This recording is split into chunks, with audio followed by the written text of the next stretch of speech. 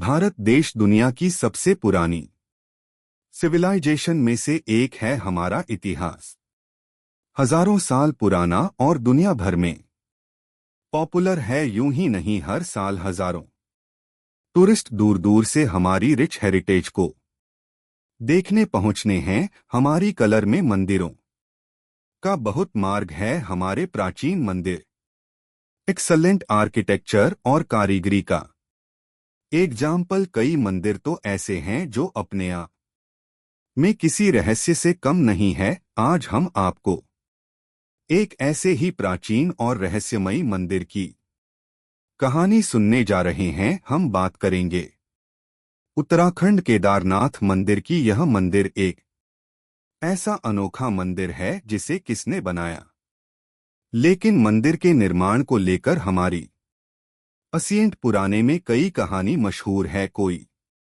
कहता है इस मंदिर को महाभारत काल में पांडवों ने पाप से मुक्त होने के लिए बनाया, तो कोई कहता है आदि शंकराचार्य ने 8वीं सदी में बनाया। इन सभी कहानियां के बीच एक बात तो तय है, ये मंदिर कई सारे सीक्रेट भारत हुआ है जिसके बड़े में जानना एक कमल का एक्सपीरियंस है। आपको जानकर हैरानी होगी कि आस्था और भक्ति का प्रतीक केदारनाथ मंदिर 400 सालों तक बर्फ में ढाबा था और उसे वक्त कोई नहीं जानता था कि बर्फ के अंदर बाबा भोलेनाथ का प्राचीन मंदिर है। आप केदारनाथ की उन पुजारी के बड़े में भी जानेंगे जिनके बड़े में एक समय ऐसी मान्यता कि उनके पास सुपरनेचुरल पावर्स हुआ करती थी। केदारनाथ महादेव का मंदिर करोड़ श्रद्धालुओं की आस्था का केंद्र तो है, लेकिन अपने कमल के निर्माण, अपनी रिमोट लोकेशन और एक रिच हिस्ट्री की बदौलत ये मंदिर कई नेशनल और इंटरनेशनल विजिटर्स को अपनी ओर अट्रैक्ट करता है। कि आपको पता है कि केदारनाथ और भारत के कुछ दूसरे शिवा मंदिर जियोग्राफिक एक स्ट्रेट लाइन में बने हैं, वो भी तब जब दुनिया में कोई एडवांस टेक्नोलॉजी नहीं थी। हिमालय की गौड़ में बस केदारनाथ मंदिर उत्तराखंड के रुद्रप्रयाग जिले में उत्तराखंड में सबसे ऊंचाई पर बना मंदिर है। इसका निर्माण इतना कमाल का है कि इसके जैसा दूसरा मंदिर पूरी दुनिया कहानी नहीं है। मंदिर के बड़े में आगे बढ़ उससे पहले इसके बेमिसाल आर्किटेक्चर की बात जरूर होनी चाहिए। दोस्तों, यह मंदिर सी लेवल से 3600 मीटर ऊपर बना है। इसका कंस्ट्रक्शन कुछ ऐसा लगता है कि इसे इंसानों ने नहीं, सुपर ह्यूमंस ने बनाया है। पांडवों के बाद कई वर्षों तक मंदिर का बाल भी बांका नहीं हुआ, लेकिन 8वीं शताब्दी तक मंदिर कई जगह से टूट चुका था। ऐसी मान्यता है कि 8वीं शताब्दी में जगत गुरु शंकराचार्य ने इसका रिनोवेशन कराया। ऐसे में यह मंदिर 1200 साल से अपनी जगह पर मजबूती के साथ खड़ा है। तो फिर उसे वक्त ऐसी कौन सी टेक्नोलॉजी थी जी वजह से ये मंदिर इतने सालों के बाद भी सही सलामत है। इसके पत्थरों को आपस में जोड़ने के लिए इंटरलॉकिंग तकनीक का इस्तेमाल किया गया है ना। वाकई कमल का कंस्ट्रक्शन। जरा सोचिए कि आज हमें किसी बिल्डिंग को बनाने के लिए ट्रेंस, मैकेनिकल लिस और बहुत सी मॉडर्न मशीनस की जरूरत पड़ती है। वही हजारों साल पहले हिमालय के रिमोट रीजन जहां आसानी से चलना भी मुश्किल है, वहां इतने हजारों टन भारी पत्थरों से इतना विशाल मंदिर कैसे बनाया गया होगा, हम इसके बड़े में भी आगे जरूर सुनेंगे। लेकिन दोस्तों, केदारनाथ मंदिर का इतिहास और निर्माण जितना हैरान करने वाला है, उससे कहानी ज्यादा एक्साइटिंग है। केदारनाथ मंदिर की यात्रा, जो कि अपने आप में एक एडवेंचर है। माना जाता है कि केदारनाथ की यात्रा हजारों वर्षों से जारी है। आज भी केदारनाथ यात्रा कर धाम की यात्रा में सबसे महत्वपूर्ण होती है। अगर आप केदारनाथ आना चाहते हैं तो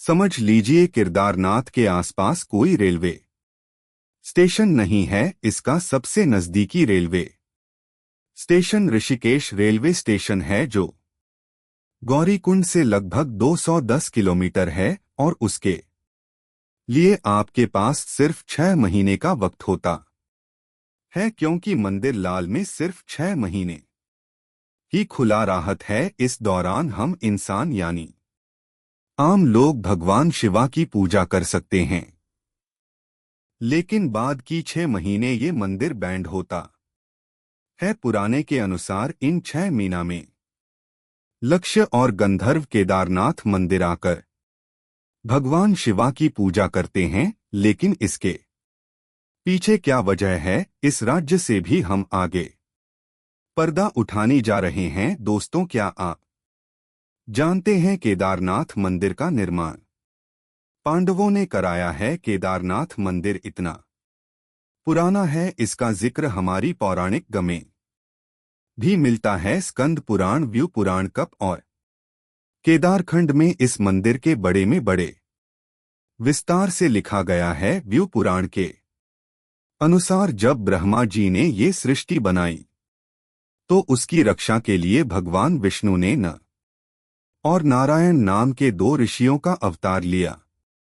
उन्होंने केदारनाथ की गंधमादन पर्वत पर भगवान शिवा को प्रश्न करने के लिए कड़ी तपस्या की। भगवान शिवा उनकी तपस्या से खुश हुए और उन्हें दर्शन दिए। भगवान शिवा ने न और नारायण से वरदान मांगने को कहा। न और नारायण ने भगवान शिवा से अपने साक्षात रूप में दीदार भूमि में ही रह जान का वरदान मांगा। भगवान शिवा ने उन्हें वरदान दिया और तथास्तु के घर चले गए। तब से ही केदारनाथ भूमि को भगवान शिवा का निवास स्थान माना जाता है। लेकिन केदारनाथ मंदिर की सबसे पॉपुलर और इंटरेस्टिंग स्टोरी पांडवों से जुड़ी है। आपने ग्रेट एपिक महाभारत की कहानी तो सुनी होगी। महाभारत युद्ध को दुनिया का सबसे बड़ा युद्ध माना जाता है।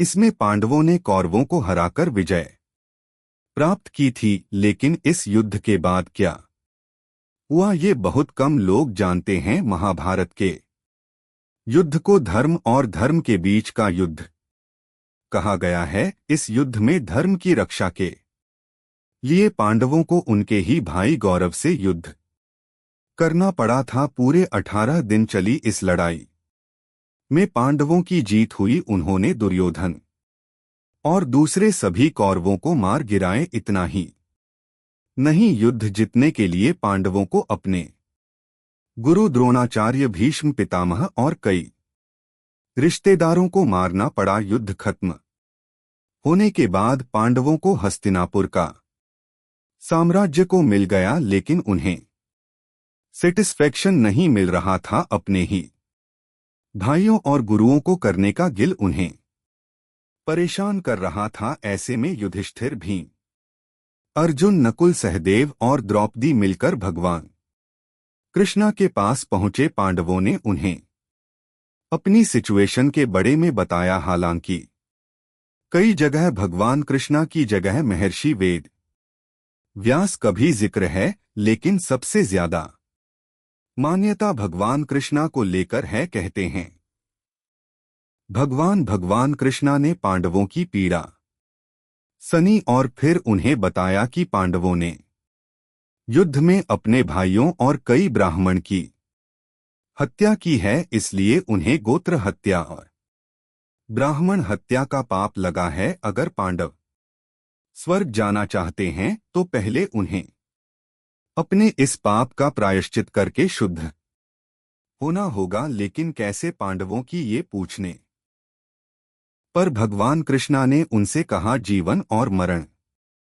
के इस चक्र को चलने वाले भगवान देवों के देव महादेव हैं। महाकाल के रूप में प्रसिद्ध भगवान शिवा आप पांडवों को इस पाप से मुक्ति दिल सकते हैं। कहते हैं कि भगवान कृष्णा अच्छे से जानते थे कि भगवान शिवा केदारनाथ में विराजमान है, यहाँ बर्फ में उनका ज्योतिर्लिंग छुपा है। इसे ज्योतिर्लिंग के दर्शन से ही पांडव अपने पाप से मुक्त हो सकते थे, इसलिए उन्होंने पांडवों को केदारनाथ जाकर इस ज्योतिर्लिंग के दर्शन करने की सलाह दी। भगवान कृष्णा के खाने पर पांडव और द्रौपदी भगवान शिवा की तलाश में हिमालय की गौड़ में बेस केदारनाथ की ओर चल पड़े। कई जगह ये दावा भी किया गया है कि पांडव भगवान शिवा की ज्योतिर्लिंग को नहीं, छात्र भगवान शिवा को ढूंढने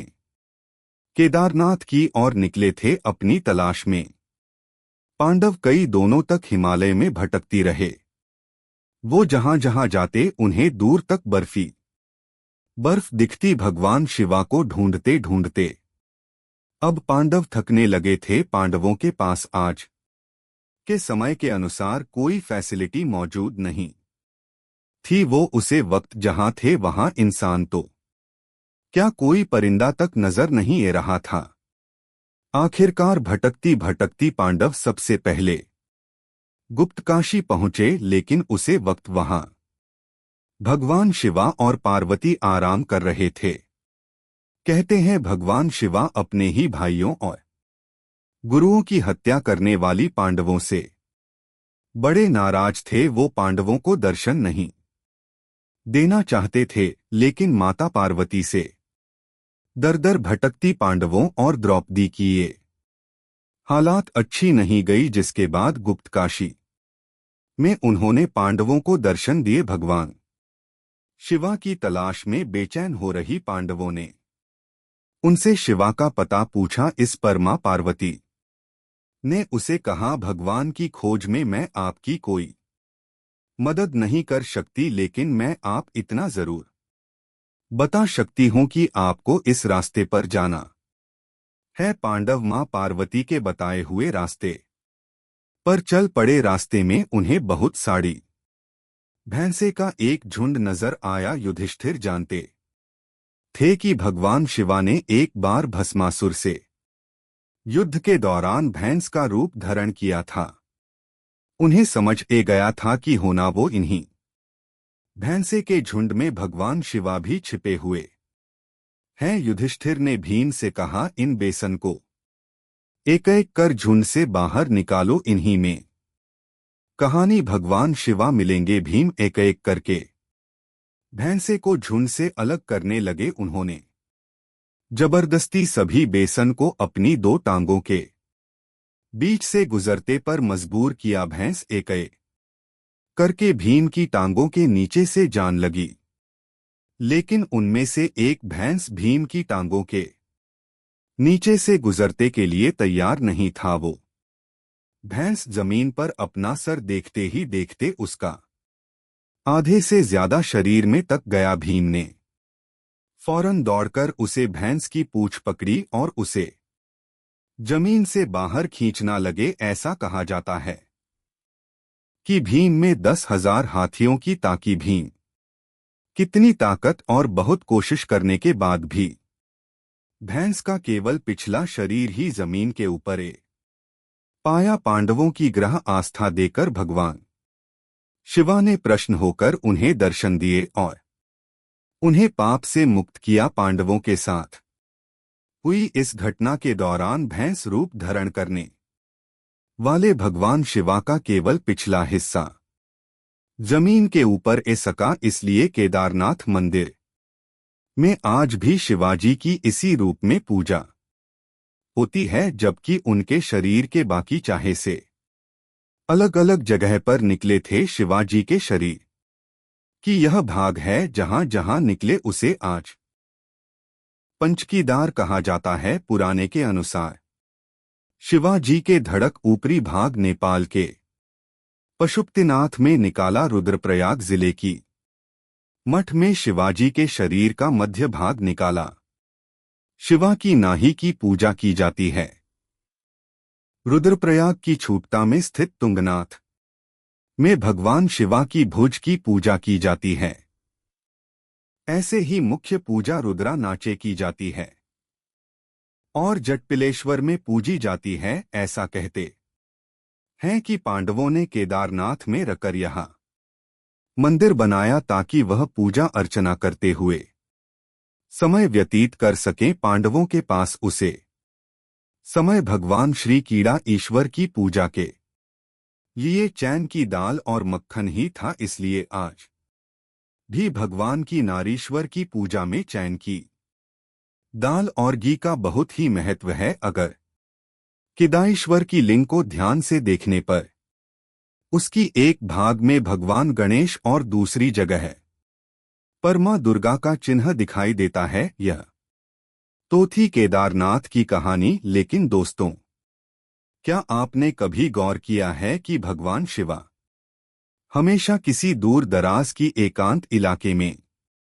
ही रहते हैं, जैसे कैलाश पर्वत, अमरनाथ या दूसरे दूर इलाकों में? केदारनाथ में भी कुछ ऐसी ही जगह है जो आज भी केवल साल में 6 महीने ही खोल है, बाकी के 6 महीने भगवान शिवा एकांतवास में रहते हैं। दोस्तों, जैसा कि हमने आपको शुरुआत में बताया था कि केदारनाथ धाम के दरवाजे अक्षय तृतीया के दिन खुलती हैं और 6 महीने बाद भाई दूज को बैंड होते हैं। हजारों साल पुराने इस केदारनाथ मंदिर पूजा बड़े विधि विधान के साथ होती है। सुबह की सबसे पहले पूजा में ज्योतिर्लिंग को पवित्र जल से स्नान कराया जाता है। इसके बाद घी का लिप लगाया जाता है। फिर ज्योतिर्लिंग की आरती होती है, जिसमें आम भक्ति भी शामिल हो सकते हैं। शाम के समय भगवान शिवा का श्रृंगार किया जाता है। इस दौरान हिमालय से बड़े टांगे गए थे। ऐसे में वो ब्रह्मा जी के साथ भगवान शिवा के पास पहुंचे। भगवान शिवा ने हिमालय को पर्वतों का राजा बना दिया और सभी देवताओं, एकसन और गंधर्वों के लिए भी जगह तय कर दी। शिवाजी खुद भी केदारनाथ ज्योतिर्लिंग के रूप में धरती पर रहने लगे। ऐसे में आदिकाल से ही यश और गंधर्व भी भगवान शिवा की पूजा करने यहाँ आते थे। आज भी यह 6 महीने एकसन और गंधर्वों के लिए रिजर्व होते हैं। केदारनाथ के कपाट बैंड होने पर भगवान शिवा की पंचमुखी चांदी की मूर्ति को उकीमठ के ओंकारेश्वर मंदिर में ले जाया जाता है, जहां अगले 6 महीने तक उसकी पूजा अर्चना की जाती है। केदारनाथ मंदिर के मुख्य पुजारी को रावल कहा जाता है। वो कर्नाटक के विश्व कम्युनिटी से आते हैं। रावल की मदद के लिए 3 सहायक पुजारी भी होते हैं, लेकिन केदारनाथ की पुजारी का एक बड़ा रोचक इतिहास है। दरअसल अधिकारी से ही भगवान शिवा की पूजा करने वाला एक बड़ा वर्ग रहा है। 34 शताब्दी में भगवान शिवा की पूजा आराधना करने वाले लोग खुद को पाशुपत का कर बुले थे। ऐसा इसलिए क्योंकि भगवान शिवा को पशुओं का भगवान भी कहा जाता है। नेपाल में भगवान शिवा का पशुपतिनाथ मंदिर बड़ा प्रसिद्ध है।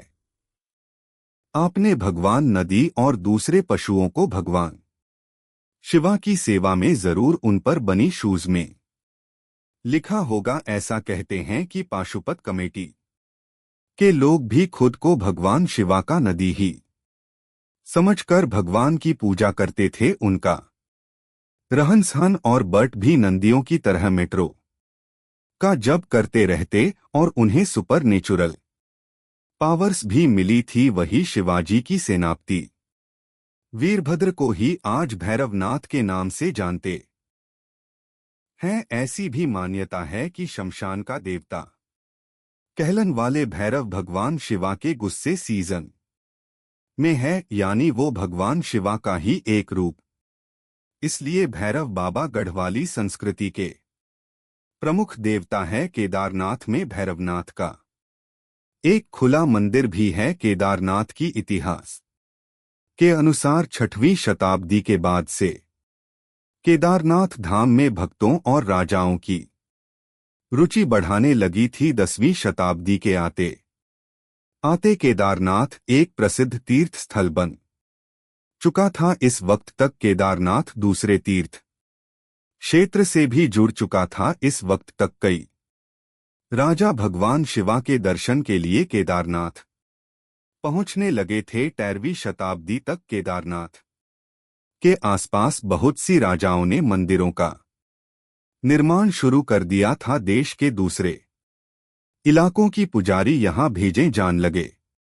धीरे धीरे एक क्षेत्र एक प्रमुख और वेल कनेक्ट तीर्थ क्षेत्र बन गया। चंपानतार जैसे प्रसिद्ध साउथ इंडियन पेट्स ने 2वीं शताब्दी में केदारनाथ का उल्लेख अपनी कविताओं में भी किया था। बताया जाता है कि 13वीं से लेकर 19वीं शताब्दी के बीच नाथ और वीर शहर कम्युनिटी काफी पॉपुलर थी। उन्हें भगवान शिवा का सबसे बड़ा भक्ति कहा जाता था। इन कम्युनिटी लोगों को भगवान शिवा से जुड़े पुराण और ग्रंथ मुनिया थे। उनके 5 मतों में से एक है केदारनाथ के अलावा रामपुरी उज्जैन संगीत है। हर मत के लिए एक जगत गुरु है। उन्हें के शिष्य केदारनाथ है। गुप्त काशी के विश्वनाथ मंदिर, मध्यामिश वर्मा मंदिर और ओंकारेश्वर मंदिर उनकी मठ में पुजारी का कम करते हैं। केदारनाथ के बड़े में बात हो और गढ़वाल के बड़े में बात ना हो, ऐसा नहीं हो सकता। जैसा कि आपने सुना कि 13वीं शताब्दी के बाद से ही केदारनाथ कई राजाओं से लेकर सामान्य लोगों के लिए तीर्थ स्थल के रूप में प्रसिद्ध हो चुका था। इसके बाद अगली सदियों तक केदारनाथ बद्रीनाथ धाम के आसपास कई छोटी छोटी रियासत ने राज्य करने लगी। हाडियासत ने यहां अपना एक किला, जिसे गढ़ कहते हैं, उसे बनवाया। यही से इस क्षेत्र का नाम गढ़वाल पड़ा। ये छोटी छोटी रियासतें 16वीं शताब्दी में राजा अजय पाल की रियासत में मिलकर एक हो गए। अजय पाल परमार वंश के थे। ऐसा कहते हैं कि इस क्षेत्र की रिमोटनेस की वजह क्षेत्र की कंपैरिजन में इसका डेवलपमेंट धीम हुआ। ऐसा भी माना जाता है कि क्षेत्र को एक नया रूप तब मिला जब यहां शंकराचार्य का आगमन हुआ। इस समय में भारत और तिब्बत के बीच व्यापारिक रिश्ते बन गए थे। ये तीर्थ यात्रा भी पैसे कमाने का एक मेजर सोर्स बन गई थी। नॉर्थ इंडिया से तिब्बत जान के लिए बद्रीनाथ से होकर जाना पड़ता था, क्योंकि केदारनाथ अपने बड़े ग्लेशियर के कारण ज्यादातर बैंड राहत था। इसलिए केदारनाथ फाइनेंशियल नजरिया से उतना जरूरी नहीं था। उसे दूर में तिब्बत, सेंट्रल एशिया और रसिया जान के लिए बद्रीनाथ 1815 में गुड़गांव को हराकर ब्रिटिश ने इस इलाके को अपने अधीन कर लिया। अपनी दुनिया की कई अजूबा और उनसे जुड़ी अलग अलग कहानी सनी होगी। समय के साथ हर पुराना मंदिर, महल या दूसरा कोई स्मारक खराब होने लगता है और खंडार में बादल जाते हैं। लेकिन केदारनाथ एक ऐसा प्राचीन मंदिर है जो आज भी हजारों सालों से जैसे का वैसा खड़ा है। केदारनाथ मंदिर को भारी भरकम पत्थरों को जोड़कर बनाया गया है। ये अपने आप में एक अजूबा ही है। लेकिन आपको ये जानकारी इससे भी ज्यादा हैरानी होगी कि ये मंदिर करीब 400 सालों तक बर्फ के नीचे ढाबा रहा है। जब मंदिर कई जगह से टूटने लगा तो 8वीं सदी में जगतगुरु शंकराचार्य ने इसे रिनोवेट कराया। लेकिन दोस्तों, क्या आप जानते हैं, इसकी कई सालों बाद दुनिया में एक लिटिल की आगे भी आया। जी हां दोस्तों, 13002198 के पीरियड को लिटिल की आगे कहा जाता है। केदारनाथ तो पहले ही हिमालय की गौड़ में बसई मंदिर है। कहते हैं लिटिल की आगे में बर्फ ने इस मंदिर को पूरी तरह अपनी चपेट में ले लिया। इसके बाद 400 साल तक की मंदिर बर्फ के नीचे ढाबा था। इस दौरान किसी को ये अंदाज भी नहीं हुआ कि सुनसान बर्फीले इलाके में कोई ऐतिहासिक मंदिर भी ढाबा हुआ है। Wadia institute of Himalaya geology, Dehradun के वैज्ञानिकों ने इस बड़े में डिटेल्स स्टडी की है। लिसन मैट्रिक डेटिंग पत्थरों की उम्र जन की टेक्निक है।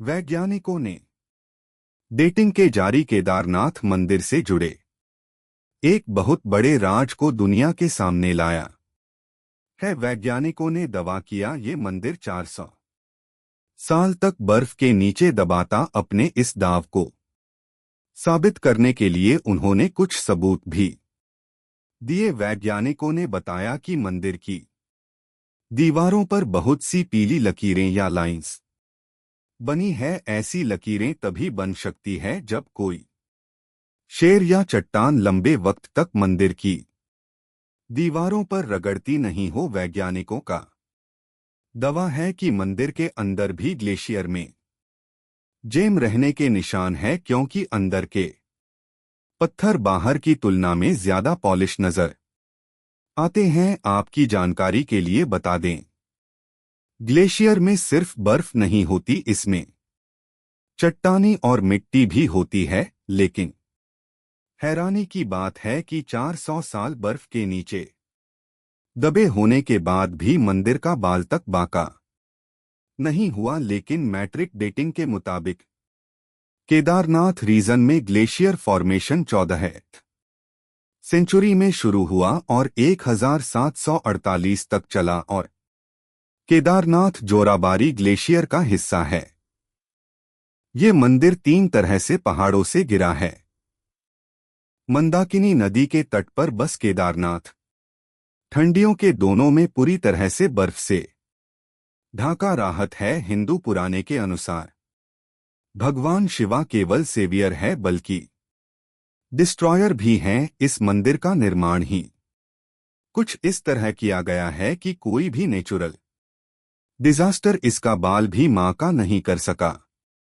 केदारनाथ मंदिर 85 फीट ऊंचा है। इसकी लेंथ 187 फीट और वेट 80 फीट है। इसकी दीवारों 12 फीट मोटी है और बहुत मजबूत पत्थरों से बनी है। ये पत्थर 6 फीट ऊंचे एक चबूतरे पर स्थित है। रिसर्चर्स ने केदारनाथ मंदिर की कर अलग अलग हसन से रॉक सैंपल्स लिए। इन रॉक सैंपल्स को माइक्रोस्कोप, एक्सरे और एक आरटी सिस्टम की मदद से स्टडी किया, जिसमें उन्होंने पाया दीपक और माइक कैसे बनेगा। ये पत्थर नेचरली दाल व्हाइट कलर के हैं और इनमें बीच बीच में डार्क और लाइट बैंड से, जो कि मंदिर की एक्सटीरियर स्टोन वक्त के साथ गली पद गए हैं। रिलीजियस लिटरेचर और आर्कियोलॉजिकल स्टडीज के अनुसार मंदिर कम से कम 3000 साल पुराना है। हालांकि इस मंदिर की दीवारों पर बने 8 वर्ष 650 से 850 अब के बीच की बताया जाते हैं। पुराने में मंदिर के आसपास से ग्लेशियर होने का कोई जिक्र नहीं मिलता, इसलिए वैज्ञानिक मानते हैं कि मंदिर के पास एक ग्लेशियर की 3 वजह हो सकती हैं। पहले, ये ग्लेशियर मंदिर की मौज लोकेशन से बहुत दूर हो। दूसरा, यह कि उसे इलाके में कोई ग्लेशियर हिना रहा हो। और तीसरा यह कि वहां पहले भी ग्लेशियर राव होगा, जिसे काटकर ये मंदिर बनाया गया होगा। एक्सपर्ट्स मानते हैं इस साल 2013 के भीषण बाढ़ के बीच भी केदारनाथ मंदिर इसलिए बचा रहा क्योंकि इसका निर्माण और वास्तु भी है। गढ़वाल के गोपेश्वर में गोपेश्वर महादेव या गोपीनाथ का मंदिर है। ये दिखने में बिल्कुल केदारनाथ मंदिर जैसा ही है।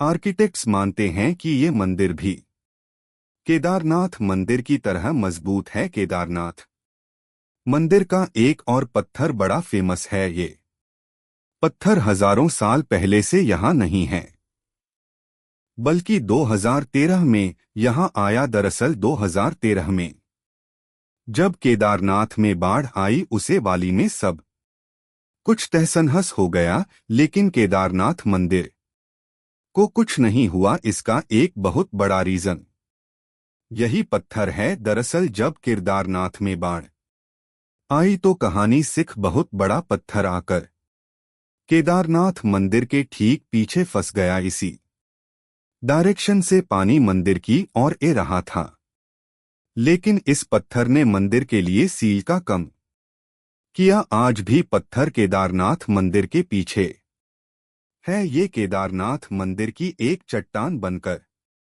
रक्षा कर रहा है, किंतु आखिर मंदिर को बचाने के लिए ठीक इस वक्त इस जगह पत्थर कैसे?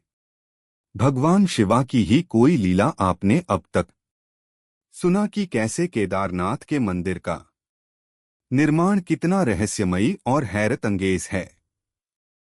इसके बड़े में जानकारी यकीन करपन बड़ा मुश्किल है। इसका निर्माण इंसानों ने किया है। ऐसा लगता है किसी सुपर ह्यूमन ने बनाया होगा, लेकिन यकीन मानिए हजारों साल पहले बगैर किसी मॉडर्न टेक्नोलॉजी की मंदिर बनाया गया है। दोस्तों, केदारनाथ मंदिर जैसा मार्बल दुनिया में शायद कहानी नहीं है, लेकिन इस मंदिर और भारत के दूसरे प्रसिद्ध ज्योतिर्लिंगों में एक कनेक्शन जरूर है। कि आप बता सकते हैं कि वो क्या है? दरअसल केदारनाथ और बाकी ज्योतिर्लिंगों में ये कनेक्शन है कि केदारनाथ से लेकर साउथ इंडिया के आखिरी रामेश्वर ज्योतिर्लिंग तक इस सारे मंदिर ज्योग्राफिकली एक स्ट्रेट लाइन में बनी है। ये सारी ज्योतिर्लिंग 79 डिग्री पर स्थित है। केदारनाथ से शुरू करें तो ये 79.06 डिग्री पर है। ऐसे ही आंध्र प्रदेश का श्रीकालहस्ती मंदिर 79.70 डिग्री पर है। इसके बाद तेलंगाना का कालेश्वर मंदिर 79.90 डिग्री पर है। वही तमिलनाडु के अरुणाचल ईश्वर नाथ मंदिर और रामेश्वर मंदिर मिलकर एक सीधी लाइन बनाते हैं। जरा सोचिए, हजारों साल पहले बनी मंदिरों को ज्योमेट्रिकली इतना परफेक्ट कैसे बनाया गया होगा? इस तरह के प्राचीन मंदिरों की